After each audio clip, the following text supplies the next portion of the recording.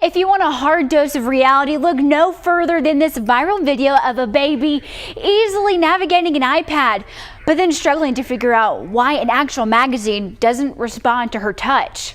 User-friendly advancements in technology are at your children's fingertips, and schools are having to keep up. In part one of our two-part series, New School versus Old School, we spoke to local educators who are taking on the trend firsthand.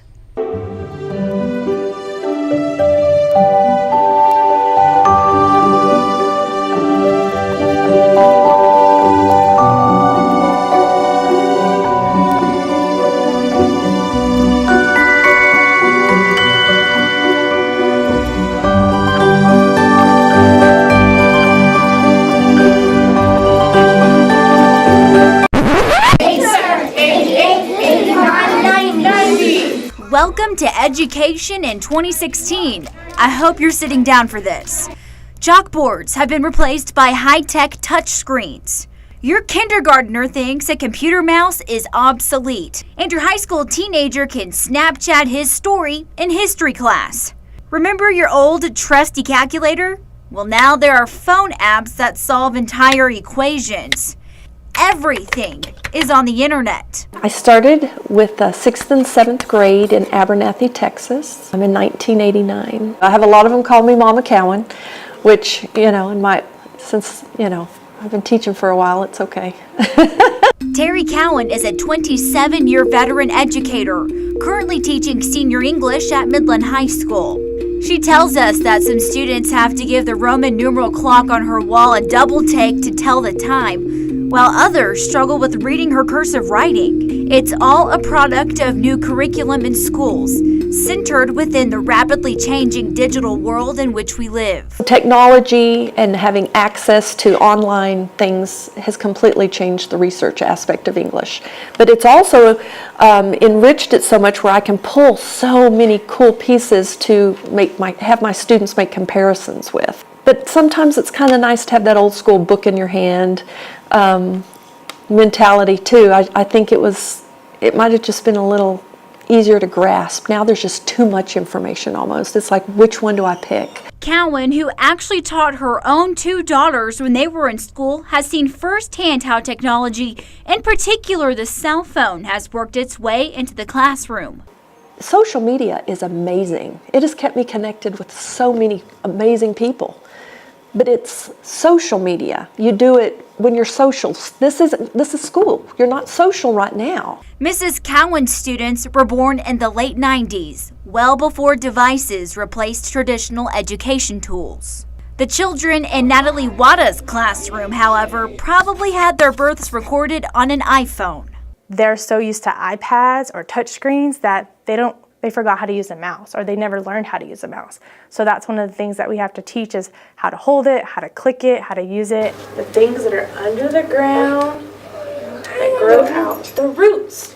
Wada has been teaching for 7 years, serving as the first ever grade school teacher for her students at Barbara Jordan Elementary in Odessa. So what does she do with a classroom full of tech-savvy 5- and 6-year-olds? I remember you could just put on a CD and play a song and all the kids were excited about it. Even my first year in kindergarten, I didn't have a smart board. I was out in a portable, and so we just had our CD player. And my kids loved it. But now, if I just play a song, they're like, where's the pictures? Where's the exciting part? And the technology revolution isn't just limited to grade school. It's made possibly its biggest impact on colleges and universities. We're able now to watch the things that we want to watch when we want to watch them in society. And lecture capture was one of the things we started talking about 10 years ago when I first got here. And what that does is if we can record the instructor teaching the course, then it helps that student who might have missed the concept the first time, and they're able to pick it up the second or third time through. Dr. Greg Williams' lifelong service as an educator has culminated into the presidency at Odessa College. Yes, those are real books in his office.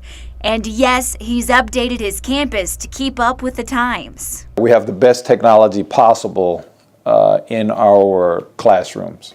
Our community blessed us and allowed us to pass a bond which allows us to bring in the best to our students. You can take a course while you're waiting, doing whatever via your phone. If you have a Wi-Fi connection, you're always in class. But despite the changes in curriculum and technology-based learning, Dr. Williams says when students begin their college education at his campus, they're thriving. The students can do more with that cell phone. They can do more with the technology in your home than the parents probably, if you think about it. They have the ability, they have the intellect. We have to find the interest. If we can get them interested in something, we can have great success. That's the key. It's clear that advancements in technology have changed the world, let alone your child's classroom. It's ingrained into the DNA of our everyday lives. In fact, while some of you may be watching this story on your television, there are many others who are probably watching on a different device. But technology isn't the only big change to your child's education. Oh, not by a long shot. Tune in tomorrow night at 10 for part 2 of our special report as our educators give us their candid opinions of another persistent change in Texas classrooms, the highly discussed and scrutinized STAR test. In the studio, I'm Tatum Guinn, CBS 7 News. State-mandated testing has been a staple in Texas curriculum for decades. While educators do concede that testing is necessary, they question if the current test, the STAR, is the right method to gauge student growth. Chances are you're more than aware by now that the state-mandated test you had to take in school has changed in a big way for your child. It's now called the STAR exam. It's a series of high-stakes tests used to grade schools, teachers, and students. State and federal accountability standards judge how well schools educate children largely based on the results. Students in 5th and 8th grade can be held back if they fail some portions of the STAR. And high school students are required to pass 3 of the 5 end-of-course exams to graduate. No pressure, right? Midland ISD Superintendent Dr. Ryder Warren says in order for a district to evolve, there must be some sort of testing. There's got to be a way to assess. There's got to be a program, a system set up to evaluate how the kids are doing on the state curriculum. That's where the TOS test came in. The state-mandated test to measure student growth in correlation with curriculum. They really weren't high-stakes testing. Kids didn't get nervous and sick over those tests. Several years later, the test was modified into what was known as the TAKS test. When we first got the first year scores of the TAKS test, all the scores were lower than what they were on the TOS test. But the kids responded, the teachers responded, the parents responded, and those scores started rising. Today, all Texas students are required to take the STAR test. And Dr. Warren admits it's unlike any test he's seen. Not only has there been a learning curve for students, it has been just as challenging for staff. And that's, of course, where the standardized testing frustrates me, because the test is one size fits all. Understanding the curriculum, understanding how to create a good lesson plan, teaching that plan, and then evaluating the plan and evaluating kids. It's a very difficult job. Dr. Warren says years of work to improve scores has been tough. He's found Midland ISD is not alone. The problem we have now is, though, all the work that every school district is doing, that every campus is doing in the state of Texas, everything that we're doing, again, we're still not really statistically moving up. And it's hurting our kids trying to get into college who are smart. Looking at results year to year, Ector County ISD as a district has scored lower than the state average. And much the same for Midland ISD. The district scoring at least 8 points lower than the state average. Final scores for this school year will not be released for another month. If the trend holds, more disappointment is to come. But it's not all bad news. Dr. Warren and his staff have been working to improve scores year after year. Now, he has a different approach. The test that we take at the state level actually gives us data that we can use to change things in the classroom. That's what we ultimately want to use it to. But if the test is not doing what we need it to do, we're really not being able to use those scores to make changes, because those scores are suspect. We don't know if it's really the right test, the right tool to be using to truly assess the 5 million kids that are in the state right now. He and other educators have taken their concerns to state lawmakers. There is way too much information to cover for them to master a test like that.